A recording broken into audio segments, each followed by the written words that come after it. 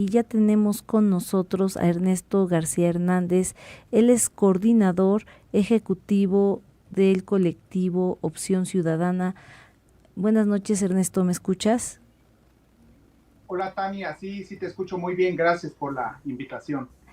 Al contrario, gracias. Hoy vamos a hablar de este tema de Puebla 2031 rumbo a sus 500 años, porque hay que recordar que su fundación fue un 16 de abril de a ver, corrígeme Ernesto, de 1531.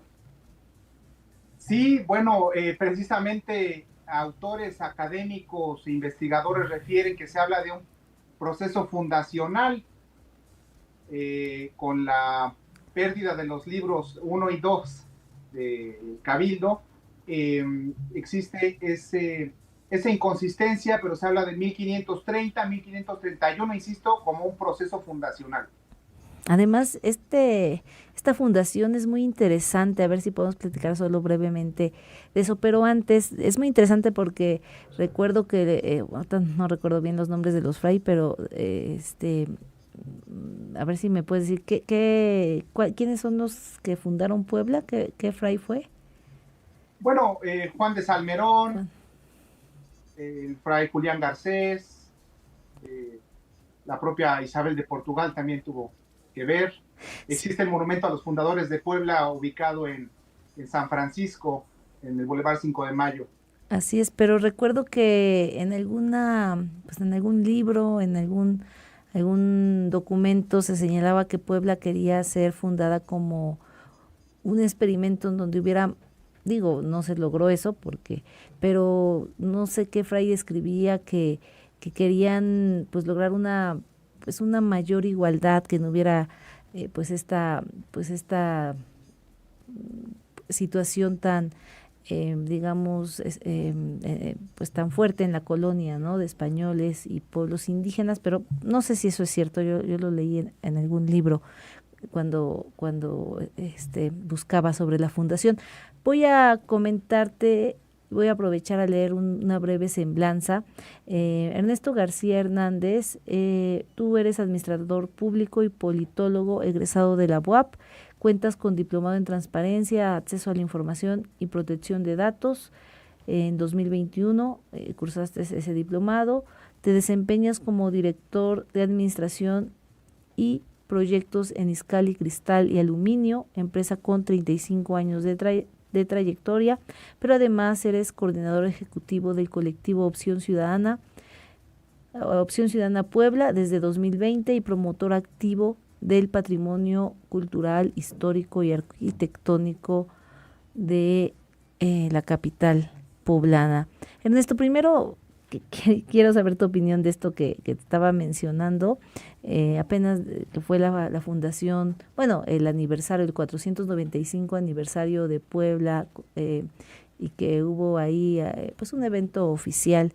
Eh, Nosotros hicimos una serie de reportajes desde la inscripción de Puebla como Patrimonio Histórico de la Humanidad y las propuestas que ustedes hacen, pero veía ahí en algún documento que decía que Puebla era como un experimento social para lograr pues una mayor igualdad, hablan de una ciudad construida por Los Ángeles. ¿Qué dices de eso, de todo esto que luego lo encuentras en algunos documentos que revisas en internet y vienen algunas, pues sí, algunos textos en ese sentido? Claro, pues se trataría de, mediante espacios públicos de deliberación, el contrastar eh, las diversas fuentes de la historiografía, historicidad, fuentes primarias, fuentes secundarias, historiadores como Mariano Fernández de Echeverría y Beitia, Diego Antonio Bermúdez de Castro, eh, qué es lo que dijeron han dicho los cronistas con el devenir histórico, con la propia evolución de nuestra ciudad, cómo se han afrontado los cambios civilizatorios, pero creo que pueden contrastarse estos, eh, estas argumentaciones o dichos en buena medida algunos de carácter mitológico. Se habla de, como bien refieres, Puebla de Los Ángeles, la cuestión mitológica, pero ya en la cuestión propiamente histórica se habla de una Puebla de Zaragoza, pero considero yo que se nutrirían esos espacios de deliberación pública convocando a grupos multidisciplinarios, Tania, historiadores, antropólogos, sociólogos, arquitectos también, que con el propio proceso constructivo de nuestra ciudad y ese proceso evolutivo, podrían ir surgiendo nuevos descubrimientos. Para muestra un botón, la doctora Citlali Reynoso Ramos ha realizado estudios sobre arqueología en nuestra ciudad y considero que con el avance, con el progreso científico y de propia investigación, pueden eventualmente desmontarse, ¿sí?, algunos criterios que han sido impuestos en los siglos pasados. Claro, sí, pues tienes toda la razón. Por ejemplo, bueno, su traza urbana se señala siguió un modelo de cuadrícula, un modelo se dice que renacentista, pero sí hay diferentes versiones. Por ejemplo, hay unos que dicen que se diseñó como una ciudad para españoles, sin asentamientos indígenas, y hay otras versiones que dicen que el fray Toribio de Benavente era un fray que buscaba condiciones más justas para los pueblos indígenas y criticó abusos del sistema colonial. O sea, son, como dices, varias versiones, pero pues convocando a lo mejor a un grupo interdisciplinario. Y bueno, pues Puebla, la importancia que tiene, y precisamente te agradezco mucho que participes en esta entrevista porque precisamente la semana pasada fue la fundación, se ubicó en un lugar estratégico entre la Ciudad de México y Veracruz, por tanto se convirtió rápidamente en un centro agrícola, religioso y comercial importante, y pues tuvo un desarrollo arquitectónico fundamental. Precisamente eso es lo que te quiero preguntar. Ustedes tienen varias propuestas para lograr la conservación del patrimonio histórico. Primero coméntame sobre la inscripción de la ciudad de Puebla como patrimonio histórico, la importancia que tiene este tema. Claro, y una acotación muy breve, otro fraile que denunció los abusos contra los pueblos originarios y específicamente contra los naturales, como se les refiere a los pueblos indígenas o pueblos originarios, los naturales. Otro fraile que denunció dichos comportamientos en detrimento y en perjuicio de los naturales fue Fray Antonio de Montesinos, con un escrito sobre ergo que versaba en torno, se titulaba Ergo Vox Clamanti in Deserto, una voz que clama en el desierto. Fue otro fraile que creo se le ha mantenido un poco olvidado y creo debemos rescatar. Tania, un proceso robusto lo manifestó en su momento el arquitecto Ambrosio Guzmán Álvarez, quien lamentablemente falleció el pasado domingo 5 de abril. Yo estuve en su domicilio el jueves 2 de abril, se recabaron unas firmas de escritos que en breve serán presentados, en ese sentido de la defensa del patrimonio y a favor de Gilberto Bosque Saldívar, de don Gilberto. Pero específicamente a tu pregunta, Tania, personajes como Ambrosio Guzmán Álvarez, Eduardo Gutiérrez Reyes, Pedro Ángel Palo Pérez, primer secretario de Cultura, fueron los impulsores de la integración del expediente cuyos requisitos establece la Organización de las Naciones Unidas para la Educación, la Ciencia y la Cultura, la UNESCO, y que finalmente fue entregado y aceptado, dado el valor universal excepcional, y que comprende el polígono de 6.99 kilómetros cuadrados de nuestro centro histórico, con esa declaratoria, zona de monumentos, y en consecuencia que fuimos distinguidos los poblanos el 11 de diciembre de 1987 como Ciudad Patrimonio Mundial de la Humanidad.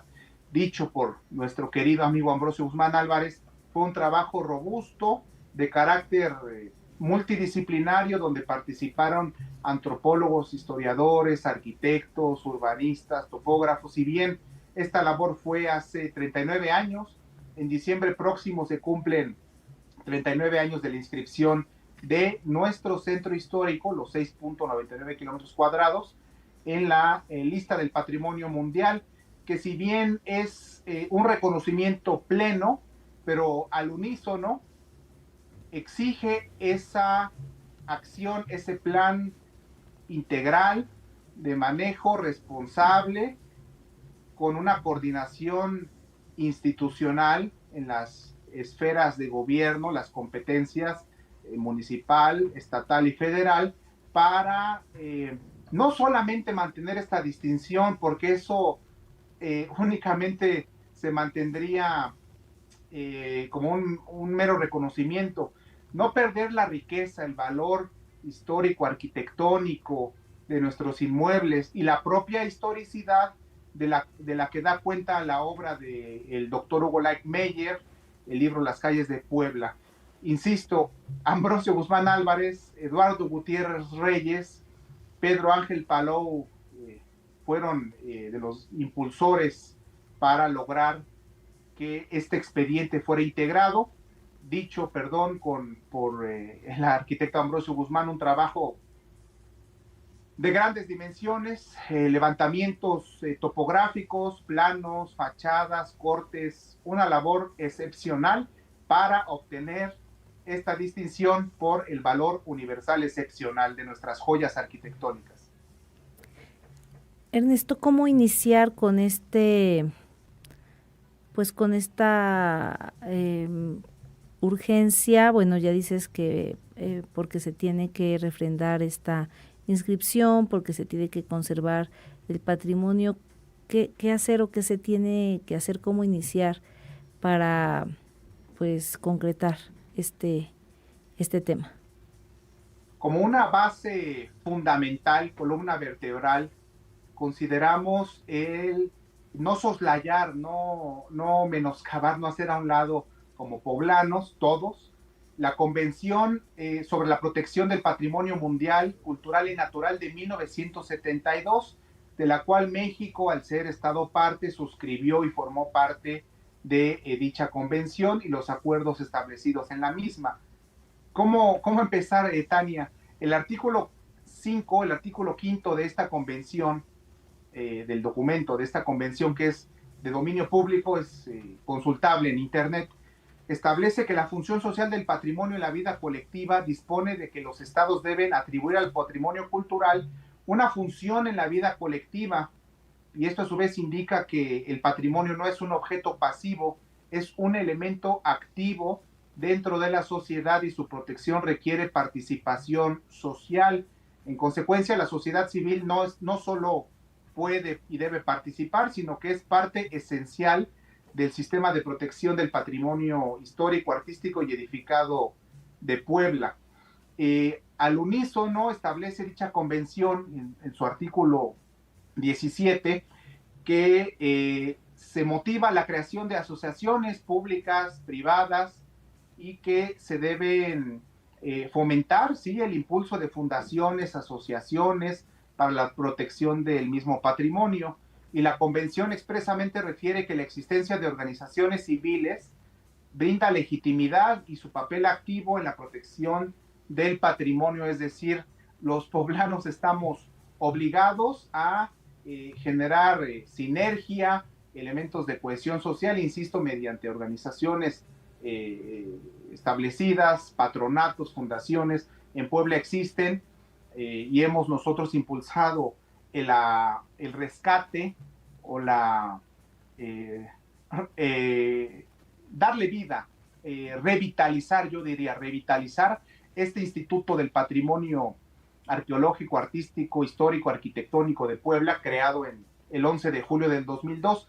A tu pregunta concreta, Tania, es qué hacer, qué podemos hacer como ciudadanos con los elementos que tenemos al alcance, solicitarle a nuestros diputados locales, todos, a los 41 diputados, no solamente concentrarnos en quienes presiden la Comisión de Cultura, que en las próximas discusiones de las asignaciones presupuestales en el Congreso del Estado pueda establecerse un punto de acuerdo para brindarles asignación presupuestaria al instituto que hemos referido desde hace ya algunos meses, años. Insisto, su decreto de creación fue publicado el 11 de julio de 2002, es decir, hace 24 años, y este instituto sigue jurídicamente vivo, pero su operatividad ha quedado reducida, menoscabada.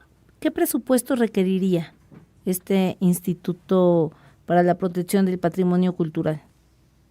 Bueno, al encontrarse sus atribuciones propiamente en su artículo tercero de este decreto de creación, y que su objeto es la protección del patrimonio constituido por los bienes muebles, inmuebles, públicos como privados, centros históricos, conjuntos urbanos y rurales, que por sus valores antropológicos, arquitectónicos, históricos tengan relevancia para los habitantes del Estado. Creo yo que es momento oportuno para convocar a quienes forman parte del Consejo Consultivo descrito en este instituto, y que ellos puedan determinar con esa expertise, esa capacidad, puedan ellos mismos, este comité consultivo, determinar la suficiencia presupuestaria que se necesita para operar con una actividad robusta, amplia, que no quede algún resquicio y que se desatienda el patrimonio. Insisto, creo yo que el comité consultivo, integrado por el secretario de Cultura, los vocales, es el rector de la UAP, el rector de la Universidad Cuauhtémoc, el rector de la UPAEP, el rector de la Universidad de las Américas Puebla, el rector de la Universidad Iberoamericana, el presidente de Defensores del Patrimonio Cultural Poblano, el representante del Consejo Internacional de Monumentos y Sitios en el Estado, de la Fundación Mary Street Jenkins, el representante de la Fundación Amparo Ru García también, presidente del Colegio de Arquitectos, de Ingenieros, del Consejo Coordinador Empresarial también, quien recientemente tomó posesión, el licenciado Juan Pablo Cisneros Madrid, a quien ya le hemos hecho llegar la propuesta también de rescatar este instituto, asociaciones de hoteles, restaurantes de Canirac, también la Cámara Nacional de la Industria de Restaurantes y Alimentos Condimentados. Creo yo, Tania, que ellos al reunirse, sesionar de manera organizada, estructurada, como es el espíritu de cada una de las asociaciones, ellos podrían determinar cuál debe ser el presupuesto que se debe asignar al instituto, al menos esa es mi opinión. Ernesto, ¿cómo evitar que no sea una, digamos, pues te lo pregunto, pues que se genera una burocracia que luego, o sea, es contratar investigadores o sea, cómo evitar que no se dupliquen funciones, o sea, la gerencia del centro histórico ya no tendría que estar, o cómo evitar pues sí una burocratización, o sea, generar más burocracia. ¿Cómo garantizar que este instituto sí sea eficiente y, o sea, el presupuesto sería para contratar personal o cómo sería el tema? Sí, yo creo que mediante la participación social y ciudadana, con mecanismos de rendición de cuentas, de transparencia, de contraloría social. Insisto, el decreto está ya publicado, pero no quiere decir que no se pueda modificar, ¿no? Desde el legislativo poblano, involucrando a la sociedad, a la academia. Sí, como vocales están los referidos, los rectores, las cabezas, pero creo yo que no es limitante, es enunciativo más no limitativo de la participación abierta, permanente, y una coordinación interinstitucional, la esfera municipal, estatal, federal, y para lo cual, para tu pregunta, Tania, ya el abogado Héctor Arturo Manuel Moreno Toscano, desde el 2021 presentó este anteproyecto de ley para la restauración y conservación del patrimonio histórico, artístico y edificado de Puebla, que busca brindar equilibrio al ordenamiento jurídico poblano en materia patrimonial, sí respetando las atribuciones y facultades de cada institución. Tan solo el instituto que hemos referido del patrimonio, creado en 2002, es un OPD, es un organismo público descentralizado. Entonces, este anteproyecto que hemos venido impulsando desde 2021, que fue entregado a la anterior legislatura, cuyo lema fue orden y legalidad, y repito, orden y legalidad, Ahora la legislatura 62ª, su lema es inclusión, diálogo y consenso, ha sido ya entregado a la diputada Susana Rosas Tapia y fue presentado por la Comisión de Desarrollo Urbano. En la página del Congreso aparece en trámite. A tu pregunta, ¿cómo darle orden? Seguir exigiendo a los diputados que puedan socializar esta propuesta. La legislación, la ley es perfectible y en consecuencia invitamos a la realización de foros. Nosotros estamos haciendo lo propio, espacios de reflexión para discutir la propuesta de ley que hace falta y que atienda a la realidad social, que no sea impuesto desde la cúpula sin tomar en cuenta al pueblo, siendo el pueblo el sujeto político fundamental para que haya Estado. De esa manera, Tania, creo yo que mediante el involucramiento del pueblo, de los ciudadanos, pueden generarse mecanismos de transparencia plena, rendición de cuentas y de contraloría social, que la asignación del presupuesto sea coherente, congruente, que exista un equilibrio en el ejercicio presupuestal al momento de realizar estudios, investigaciones, pero es fundamental, Tania, la participación de los ciudadanos para lo propio. Claro. Y finalmente, ¿cómo? Es una pregunta a lo mejor muy compleja, tenemos solo 1 minuto y medio, estamos cerrando, pero ¿cómo lograr pues esta conservación? O sea, tú dices, primero este instituto para la protección podría ayudar, evitando pues la burocratización, la duplicidad de funciones, como dices, con transparencia, con contraloría social, con participación ciudadana, pero de ahí cómo lograr pues esta conservación de los inmuebles, porque se dice que se requieren inversiones muy altas. ¿Cómo se logra pues lograr esta conservación y, como dices, revitalizar con la participación pues de la gente, de los barrios, de la comunidad que vive en el centro histórico, en toda esta zona? Sí, específicamente con acciones concretas. Se requiere consolidar plenamente el marco jurídico institucional, una oportunidad de robustecer los mecanismos de coordinación intergubernamental, contrarrestar las presiones urbanas, económicas y de uso de suelo propias de una ciudad viva, fortalecer los sistemas de monitoreo y evaluación del estado de conservación, la existencia de inmuebles que requieren atención prioritaria por su estado físico, los procesos de transformación urbana que impactan la habitabilidad del centro histórico. Hay proyectos para habitar nuevamente el centro histórico, que ha sido progresivamente desocupado.